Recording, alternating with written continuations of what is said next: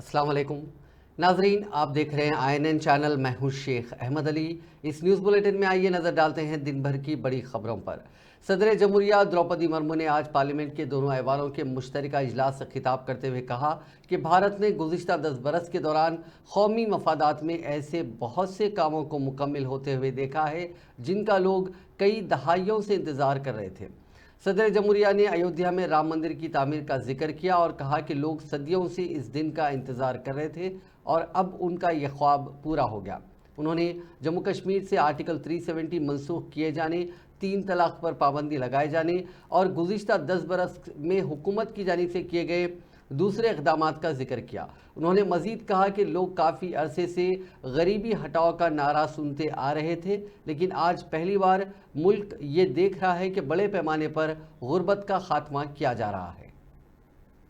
पिछले 10 वर्षों में भारत ने राष्ट्रहित में ऐसे अनेक कार्यों को पूरा होते हुए देखा है जिनका इंतजार देश के लोगों को दशकों से था। राम मंदिर के निर्माण की आकांक्षा सदियों से थी, आज ये सोच हो चुका है।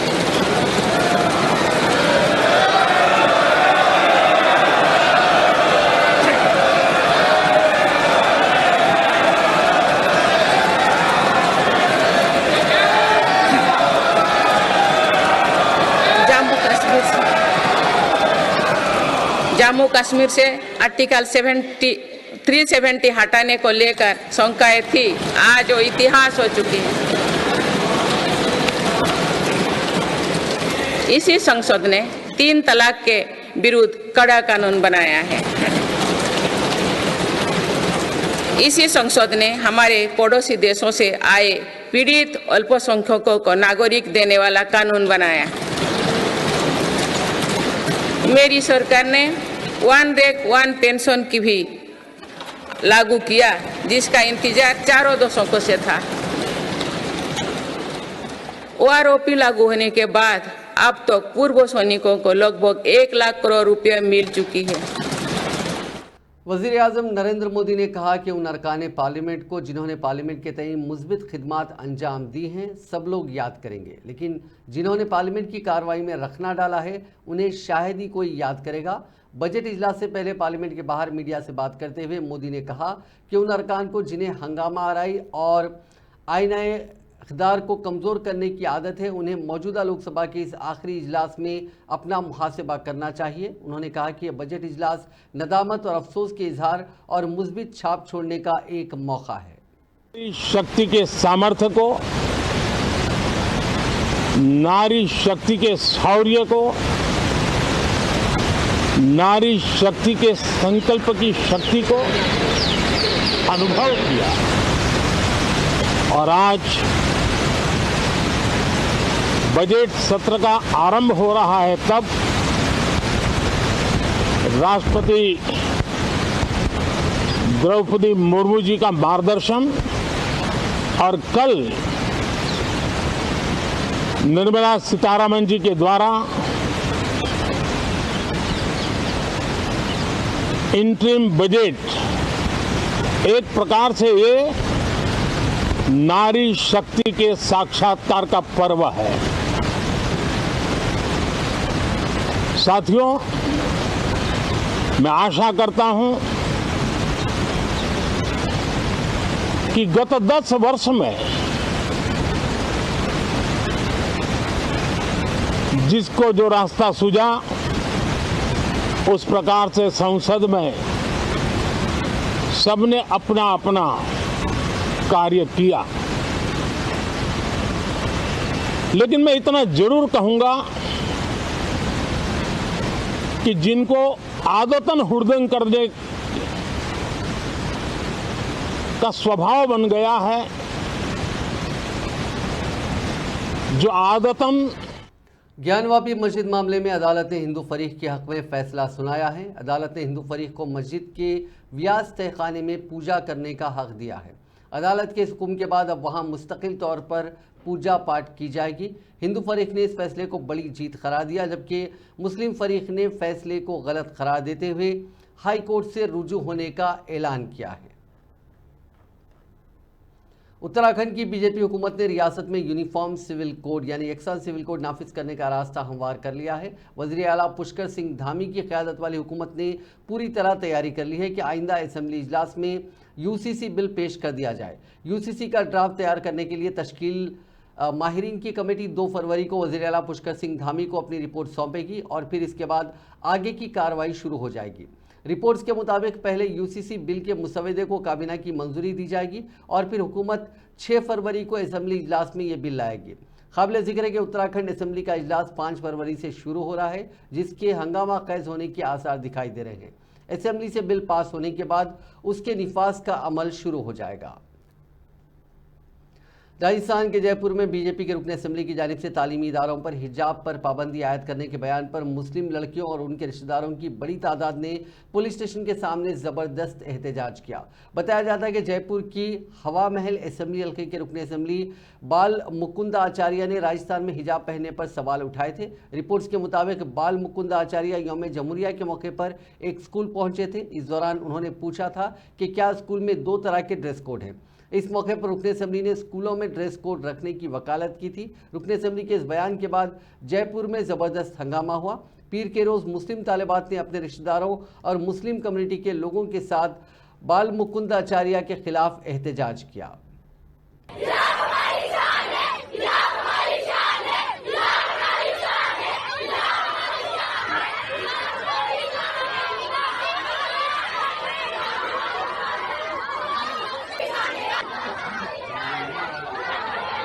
स्वागत किया था लड़कियों ने, लेकिन उन्होंने आगे बोला है कि जय श्री राम मंदिर नहीं बोला, तो उन्होंने कहा है कि क्यों नहीं बोला। हमारे पेरेंट्स पे जो ऑब्जेक्शन उठाया उन लोगों ने और कहा है कि सब नहीं अलाउ करेंगे। ऐसे कैसे अलाउ नहीं करेंगे? वो लोग कौन होते हैं? वो बात फायदा नहीं है। हिंदू मुसलमान कांग्रेस लीडर राहुल गांधी ने 4 शुंबे को बिहार के कटिहार जिले में रोड शो के साथ अपनी भारत जोड़ो न्याय यात्रा दोबारा शुरू की। कटिहार में रात के क़याम के बाद गांधी ने सुबह अपनी यात्रा शुरू की। वो सुबह 11:30 बजे के करीब मालदा के रास्ते मगरबी बंगाल में दाखिल हुए। राहुल गांधी स्पोर्ट्स यूटिलिटी गाड़ी की छत पर बैठे नजर आए, जो आहिस्ता आहिस्ता चल रही थी। दरियासना राहुल गांधी ने सड़क पर जमा होने वाले पुरजोश हुजूम की तरफ हाथ हिलाकर उनका खैर मकदम किया। मकामी लोग सड़क के दोनों तरफ कतार में खड़े होकर जुलूस को देख रहे थे। महाराष्ट्र की भी भारत जोड़ो यात्रा करनी चाहिए और बिल्कुल सही बात थी, सही सोच थी। इसीलिए हमने मणिपुर से महाराष्ट्र हमने यात्रा की।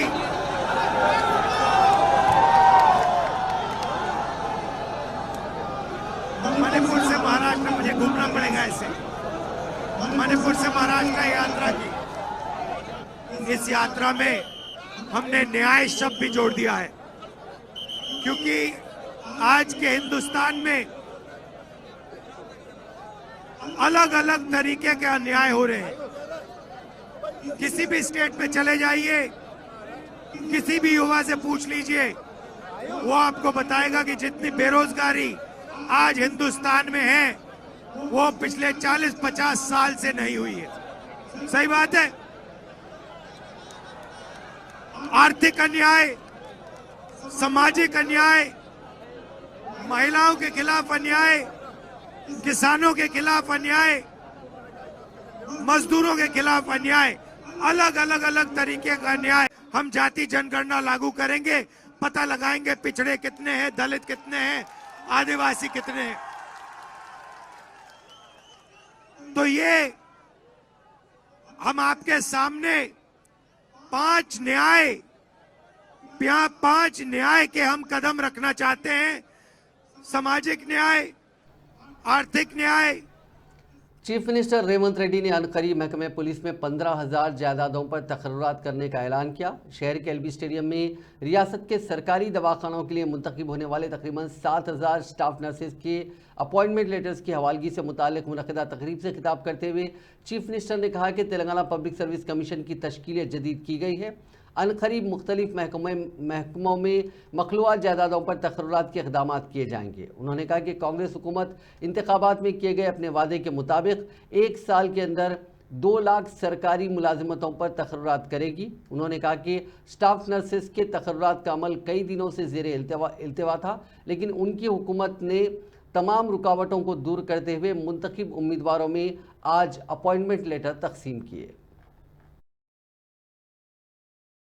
ఈ రోజు ఉన్న ఇబ్బందులను అధిగమించి ఇక్కడ 6956 మంది తెలంగాణ నిరుద్యోగ యువకులకు విద్యార్థులకు ఉద్యోగ అవకాశాలు ఈ ప్రభుత్వం కల్పిస్తే ప్రధాన ప్రతిపక్ష నాయకుడిగా మనస్ఫూర్తిగా ఈ ఆడబిడ్డలను ఆశీర్వదించకపోతే నీకు ఆ ప్రధాన ప్రతిపక్ష పాత్ర కూడా దండగా అని చెప్పి ఉన్న వాళ్ళు అనుకునే ప్రమాదం ఉంది. చంద్రశేఖరరావు గారు, ఒక పక్కన మేము వీళ్ళకు ఉద్యోగాలు ఇవ్వడానికి ప్రయత్నం చేస్తుంటే, అడ్డంకులను తొలగించి ముందుకు వెళ్లాలని ఆలోచన చేస్తుంటే, ఇంకొక పక్కన నీ అల్లుడు ఈ రోజు ప్రభుత్వం మీద వీళ్ళకు ఉద్యోగాలు ఇవ్వాల్సిన అవసరం లేదన్నట్టుగా మాట్లాడుతుండు. మీరైనా పిలిచి మీ అల్లుడికి గడ్డి పెట్టండి. ఈ రోజు ఈ పేదోళ్ళ బిడ్డలకు ఉద్యోగాలు ఇవ్వడం ద్వారా ఇన్ని వేలాది మంది వెనకాల వాళ్ళ కుటుంబ సభ్యులు, వాళ్ళ అన్నలు, వాళ్ళ అక్కలు, వాళ్ళ తల్లిదండ్రులు వచ్చి ఈ సంతోషంలో భాగస్వాములై మా బిడ్డలకు ఉద్యోగాలు వచ్చినాయని ఈ సంతోష కార్యక్రమంలో పాలు పంచుకుంటుంటే వాళ్ళని అభినందించి चीफ मिनिस्टर रेवंत रेड्डी ने शहर हैदराबाद में ट्रैफिक के बहाव को आसान बनाने और ट्रैफिक की मुश्किलात को ख़त्म करने के लिए फौरी तौर पर होमगार्ड्स के तकर्रुरात की हिदायत दी। 3 माह के अंदर होमगार्ड्स के तकर्रुरात को मुकम्मल करने का मशवरा दिया। चीफ मिनिस्टर ने ग्रेटर हैदराबाद में ट्रैफिक के मसाइल पर आला ओहदेदारों के साथ एक जायजा इजलास मुनक्किद किया।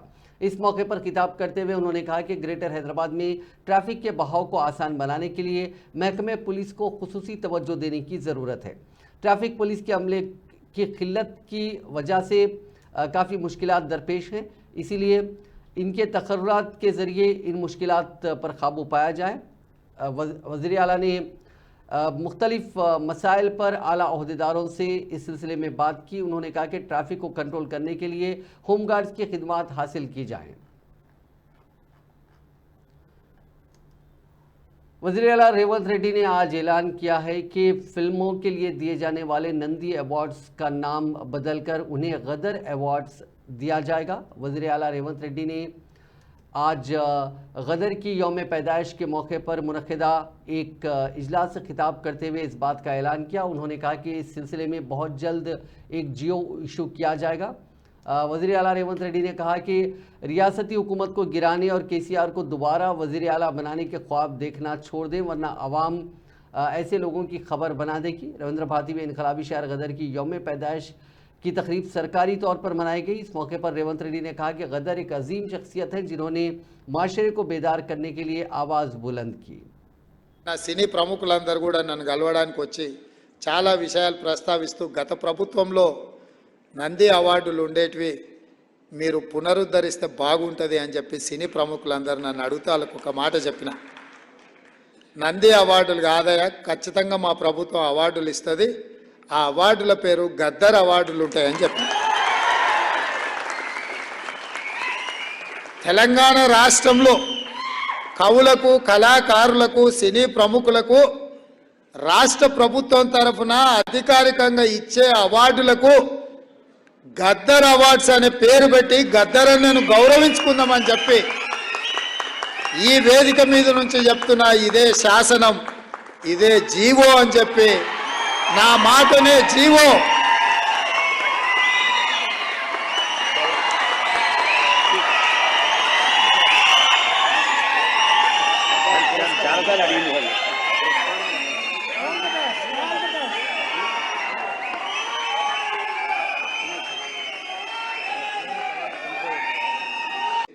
మీరు పునరుద్ధరిస్తే బాగుంటుంది అని చెప్పి సినీ ప్రముఖులందరూ నన్ను అడుగుతారు. नायब वज़ीर आला भट्टी विक्रमार्का ने माली साल 2024-25 के लिए महकमे तालीम के बजट तजावीज़ पर तफसीली तबादला ख्याल किया। रियासती वज़ीर पूनम प्रभाकर के हमरा मुतालिका अहदेदारों के साथ उन्होंने तजावीज़ का जायज़ा लिया। इस इजलास में महकमे खजाना के special chief secretary Ramakrishna Rao, principal secretary Burra Venkatesham और दीगर आला अहदेदार मौजूद थे। रियासती वजीर पूनम प्रभाकर ने कहा कि कांग्रेस तेलंगाना में तमाम लोकसभा सीटों पर कामयाबी हासिल करेगी। उन्होंने इस यकीन का इजहार किया कि मुल्क में कांग्रेस की हुकूमत बनेगी। तेलंगाना की 17 नशिस्तों पर कामयाबी पर मुत्तहिदा आंध्र प्रदेश की तकसीम के मौके पर किए गए वादों पर अमल को यकीनी बनाया जाएगा और साथ साथ दीगर स्कीमात को तेलंगाना में लागू किया जाएगा। उन्होंने कहा कि वो आवाम से अपील करते हैं कि 17 लोकसभा सीटों पर कांग्रेस की कामयाबी को यकीनी बनाएं। उन्होंने कहा कि रियासत में ओबीसी जातों की मरदमशुमारी का वादा पार्टी लीडर राहुल गांधी ने इंतखाबात के दौरान किया था। आने वाले दिनों में ये काम अंजाम दिया जाएगा। చట్టపరంగా ఎటువంటి ఇబ్బందులు లేకుండా భవిష్యత్ తరాల్లో ఒక నిబద్ధతతోటి రాజకీయ సామాజిక ఆర్థిక అన్ని రకాలుగా బీసీ జనాభాకు లాభమయ్యే విధంగా ఈ దేశానికి మార్గదర్శకత్వం ఉండే విధంగా ఈ బీసీ జనగణన తెలంగాణ ప్రభుత్వం చేపట్టబోతుందని చెప్పడానికి బీసీలందరూ కూడా గర్వంగా రేపొద్దున ఈ అంశానికి సంబంధించిన దాని లోపల కాంగ్రెస్ పార్టీ ఎన్నికల మేనిఫెస్టోకు కట్టుబడి అమలు చేస్తుంది కాబట్టి ఈ కార్యక్రమాన్ని గాంధీ భవన్లో చెప్తా ఉన్నాం. కాంగ్రెస్ పార్టీ బలహీన వర్గాల పార్టీ. కాంగ్రెస్ పార్టీ దేశవ్యాప్తంగా కూడా అధికారంలోకి రాగానే రాహుల్ గాంధీ గారు చెప్పినట్టుగా దేశవ్యాప్తంగా కూడా కుల జనగణన జరుగుతుంది. దానికి ఈ రోజు నిదర్శనమే తెలంగాణ రాష్ట్ర ప్రభుత్వం ఈ నిర్ణయం తీసుకోవడం అనే మాట సందర్భంగా మనం చేస్తా ఉన్నాం. దీని లోపల కూడా పూర్తిగా ఎటువంటి ఇబ్బందులు లేకుండా ఉండడానికి కొరకు retired revenue minister Ponguleti Srinivas Reddy ने आज खम्मम में मुख्तलिफ इलाकों का अचानक दौरा किया। म्यूनसिपल कॉरपोरेशन कमिश्नर आदर्श भी उनके साथ मोटरसाइकिल पर मकामी सूरत हाल का जायज़ा लेने उनके हमराह थे। उन्होंने मुख्तलिफ मसाइल के बारे में आवाम से बातचीत की। मुतालिका हुक्काम को मसाइल फौरी हल करने की हिदायत दी। इस मौके पर पुंगलेटी ने बताया कि पालेरू हल्के में अक्सर अचानक दौरे किए जाते रहेंगे। तमाम अफसरान वक्तन फ़ौक़तन तरक्याती और फलाही प्रोग्रामों पर तवज्जो मरकूज़ करें। तेलंगाना कांग्रेस के साबिक़ रुकन पार्लियामेंट मधु याशिकी गौड़ ने कहा कि ये वाज़ेह होना चाहिए कि मुल्क की दौलत किसके हाथ में है। मीडिया से बात करते हुए उन्होंने कहा कि बिहार के वज़ीर आला नीतीश कुमार भी बीसी ज़ात की मरदमशुमारी के ख़िलाफ़ थे, इसीलिए उन्होंने INDA इत्तेहाद को छोड़ दिया। बीजेपी ज़ात की बुनियाद पर मरदमशुमारी के ख़िलाफ़ है। बीसी मुखालिफ बीजेपी को तेलंगाना में आइंदा इंतखाबात में काफ़ी महंगा सबक मिलने वाला है। రాహుల్ గాంధీ గారి యొక్క ఆదేశానుగుణంగా జనవరి 13వ తారీఖున ఫార్మర్ జస్టిస్ ఈశ్వరయ్య గారి యొక్క నేషనల్ బీసీ కమిషన్ చైర్మన్ ఆధ్వర్యంలో దేశంలో ఉన్న 38 ఓబీసీ ఎస్సీ ఎస్టీ కుల సంఘాలతోటి వారు కలవడం జరిగింది. రాహుల్ గాంధీ గారు చెప్పింది కుల గణన అనేది జరిగి తీరాల్సిందే. ఎస్సీ ఎస్టీ ఓబీసీ జనాభా మైనార్టీ జనాభా ఎంత ఉంది, జనాభా లెక్కలే కాకుండా దేశ సంపద కూడా ఎవరి చేతిలో ఉందనేది బయటికి రావాల్సిన అవసరం ఉన్నది. అప్పుడే సరైన న్యాయం జరుగుతుంది, సరైన పంపకం జరుగుతుంది అనేది వారి ఉద్దేశం. మొన్న బీహార్ ముఖ్యమంత్రి నితీష్ కుమార్ వెళ్ళిపోవడం కూడా దేశంలో జరగాల్సిన కుల గణనకు వ్యతిరేకంగానే బీజేపీ వ్యతిరేకిస్తున్న దానికి మద్దతు ఇస్తూ వారు వెళ్ళిపోవడం జరిగింది. తెలంగాణ రాష్ట్రంలో గౌరవ ముఖ్యమంత్రి हैदराबाद डिस्ट्रिक्ट कांग्रेस कमेटी के सदर समीर वलीउल्लाह ने ऐलान किया कि कांग्रेस पार्टी जल्द ही हैदराबाद पार्लिमानी हलके में आइंदा लोकसभा इंतखाबात के लिए अपनी मुहिम का आगाज़ करेगी। समीर वलीउल्लाह ने एक सहाफ़ती बयान में कहा कि कल मुनक़िदा एक मीटिंग में चीफ मिनिस्टर और PCC सदर रेवंत रेड्डी ने तेलंगाना की तमाम 17 लोकसभा सीटों पर जीत के कांग्रेस पार्टी के अज़ाइम का ऐलान किया था। कांग्रेस का पूरा कैडर हैदराबाद समेत तमाम सीटों पर कामयाबी हासिल करने के लिए सख्त मेहनत करेगा। समीर वलीउल्लाह ने इस बात पर जोर दिया कि कांग्रेस पार्टी हैदराबाद में मजबूत पोजीशन में है और इस सीट को खातिर ख्वाह अक्सरियत से जीत कर तारीख रकम करने की तवक्को रखती है। उन्होंने हैदराबाद के पुराने शहर में कांग्रेस पार्टी को ज़बरदस्त रद्द-ए-अमल पर रोशनी डाली, जो कि हालिया इंतखाबात में वाज़ेह है, जहां पार्टी ने हैदराबादी पार्लिमानी हल्के के अंदर मौजूद हल्कों में 93,000 से ज़्यादा वोट हासिल किए थे। उन्होंने 2014 और 2018 के इंतखाबात के मुकाबले मुख्तलिफ हल्कों में कांग्रेस के वोट शेयर में नुमाया इजाफे की भी निशानदही की। उन्होंने कहा कि तेलंगाना में कांग्रेस की हुकूमत के साथ हमें यकीन है कि पार्टी MIM से ये सीट छीन लेगी। समीर वलीउल्लाह ने कहा कि हैदराबाद से इंतखाब लड़ने के लिए कांग्रेस के बहुत से कायदीन रेस में हैं। उन्होंने इस बात को भी कंफर्म किया कि वो भी इस दौड़ में शामिल हैं और अगर कांग्रेस पार्टी उनको बहैसियत उम्मीदवार मौका देती है तो वो आइंदा इंतखाबात में हैदराबाद लोकसभा सीट से मुकाबला करेंगे। चीफ मिनिस्टर रेवंत रेड्डी ने बंजारा हिल्स के मसरूफ तरीन सड़क के किनारे ट्रैफिक में खलल पैदा करने वाली खातून के फुट स्टॉल के खिलाफ कोई कार्रवाई न करने पुलिस और जीएचएमसी के ओहदेदारों को हिदायत दी। कुमारी आंटी के नाम से इस इलाके में काफ़ी शोहरत रखने वाली इस फुट स्टॉल को ट्रैफिक में खलल के बायस ट्रैफिक पुलिस और जीएचएमसी की जानिब से निकाल देने का फैसला किया गया था और इस सिलसिले में कुमारी आंटी के फुट स्टॉल को नोटिस भी जारी की गई थी। फुट स्टॉल को सड़क के किनारे से हटा देने के खिलाफ सोशल मीडिया पर हजारों की तादाद में नेटिजन्स ने मुहिम चलाई और दीगर सोशल मीडिया साइट्स और मीडिया में भी कुमारी आंटी के फुट स्टॉल को हटाए जाने की इत्तलात गश्त होने के बाद चीफ मिनिस्टर रेवंत रेड्डी ने इस सिलसिले में डीजीपी रवि गुप्ता से बात करते हुए कुमारी आंटी के फूड स्टॉल के खिलाफ कोई कार्रवाई ना करने की हिदायत दी और इस फूड सेंटर को जूं का त्यों कायम रखने की इजाज़त देने की हिदायत दी। चीफ मिनिस्टर ने एक ट्वीट में कहा कि वो बहुत जल्द कुमारी फूड स्टॉल का दौरा करते हुए वहां के खानों से लुत्फानंदोज होंगे।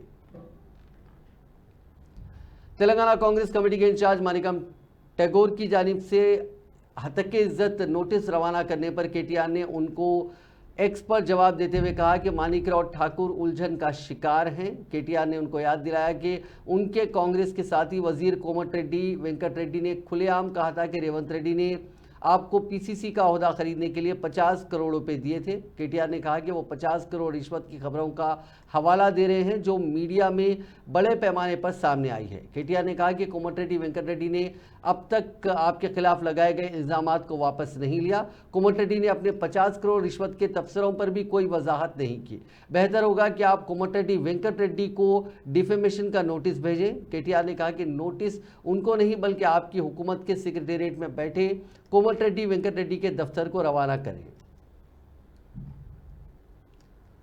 आज हाल ही में मुंतखब 2 अराकीन काउंसिल ने हलफ लिया। तेलंगाना कांग्रेस के कारगुजार सदर महेश कुमार गौड़ और एनएसयूआई के रियासती सदर बालामुर वेंकट ने बहैसियत एमएलसी आज हलफ लिया।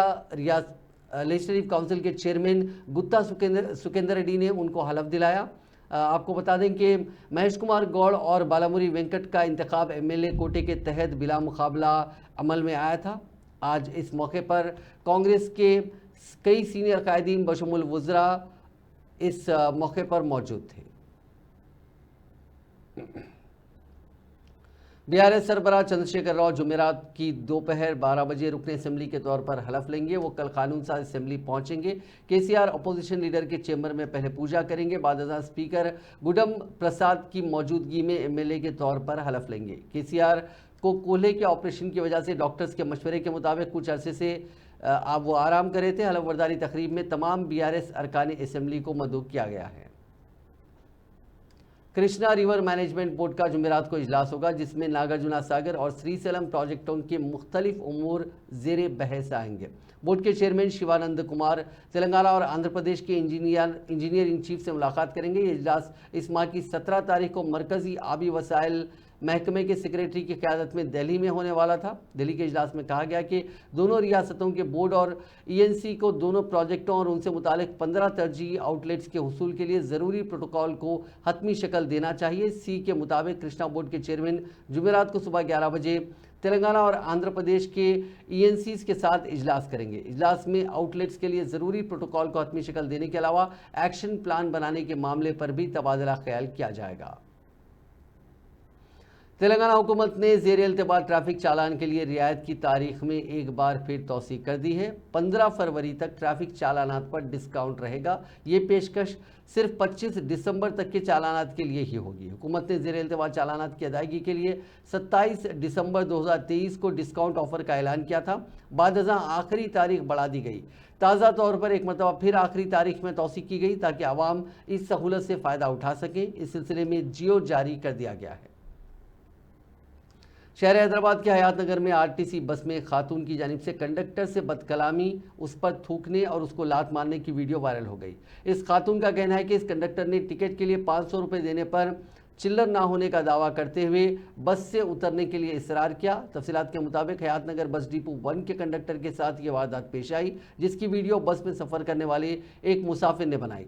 खातून ने कहा कि वो बस में सवार हुई और टिकट के लिए 500 रुपए की नोट कंडक्टर को दी, जिस पर कंडक्टर ने चिल्लर ना होने की बात करते हुए उसको बस से उतर जाने का मशवरा दिया, जिस पर उस खातून ने कंडक्टर पर शदीद बरहमी का इजहार किया, उससे बदकलामी की और उसको लात भी मारी।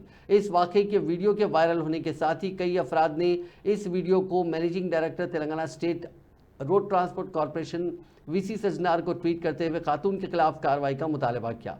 आरटीसी ने इस वाकये की मजम्मत की और एलबी नगर पुलिस स्टेशन में इस खुसूस में शिकायत की। हैदराबाद के पंजागुट्टा पुलिस स्टेशन के पूरे अमले का तबादला कर दिया गया। कमिश्नर पुलिस श्रीनिवास रेड्डी ने इंस्पेक्टर से लेकर होमगार्ड तक तमाम के तमाम का तबादला कर दिया। उन तमाम के तबादलों के अहकाम जारी कर दिए गए हैं। जुमला 85 मुलाजमीन का एक साथ अचानक तबादला कर दिया गया। उन तमाम को सिटी आर्म रिजर्व हेडक्वार्टर्स में रिपोर्ट करने की हिदायत दी गई। बताया जाता है कि कमिश्नर पुलिस ने फैसला उस पुलिस स्टेशन के तहत हालिया वाकयात के तनाजुर में लिया है। शहर के इलाके पीरजादी गुड़ा में आवारा कुत्तों के हमले में एक मासूम बच्चा जख्मी हो गया। उसे इलाज के लिए अस्पताल मुंतकिल किया गया। ये वाकये का सीसीटीवी फुटेज सोशल मीडिया पर वायरल हो गया, जिसमें देखा जा सकता है कि किस तरह से कुत्ते ने लड़के पर हमला किया। हालिया दिनों में शहर में बच्चों पर आवारा कुत्तों के हमलों के वाकयात में इजाफा हो गया है, जिसकी वजह से शहरियों में खौफ की लहर पाई जाती है।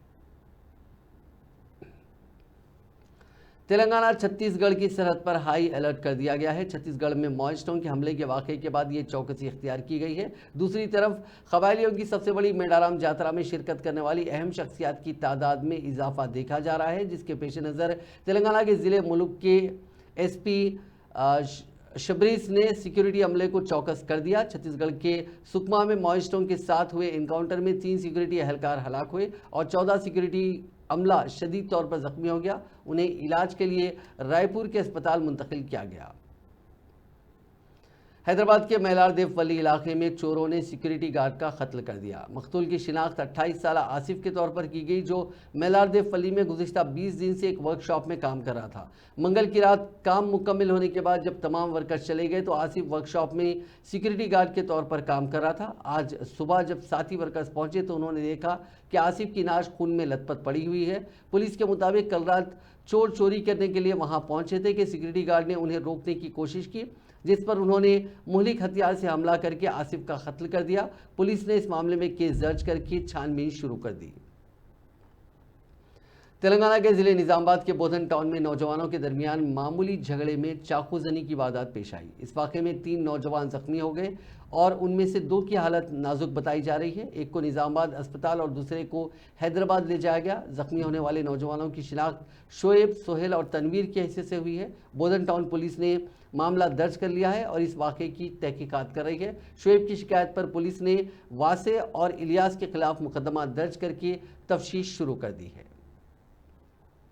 आरटीसी बस में गांजे की मुंतकली का पर्दाफाश हुआ है। रियासत तेलंगाना जिले भद्रादरी कोत्तगुडम में पुलिस ने भद्राचलम से हैदराबाद आने वाली राजधानी बस की तलाशी ली तो बस में पुलिस को गांजे के थैले बरामद हुए। इस सिलसिले में पुलिस ने 2 मुश्तबा अफराद को हिरासत में ले लिया, जिन पर शुबा है कि वो एक गांजा मुंतकिल कर रहे थे। मुकदमा दर्ज कर लिया गया है, मजीद तफ्तीश जारी है।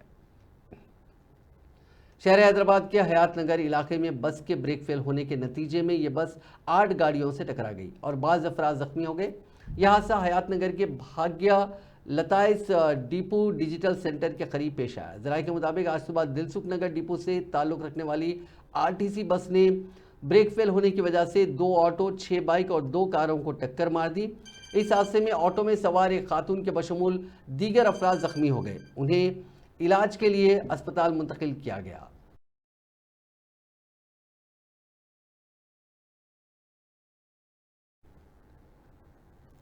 आंध्र प्रदेश के विजयवाड़ा एयरपोर्ट पर कोहर के नतीजे में तैयारों की आमद और रफ्त मुतासिर हुई। 2 इंडिगो के तैयारे कोहर के नतीजे में हवा में ही चक्कर काटने पर मजबूर हो गए, क्योंकि मौसम की खराबी की वजह से उनको उतरने की इजाज़त नहीं दी गई।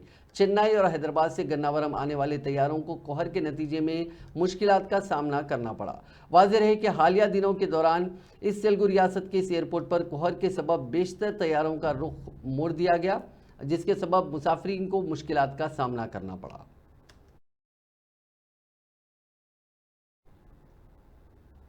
नाजरीन, इस न्यूज़ बुलेटिन में बस इतना ही। आप देखते रहिए INN चैनल।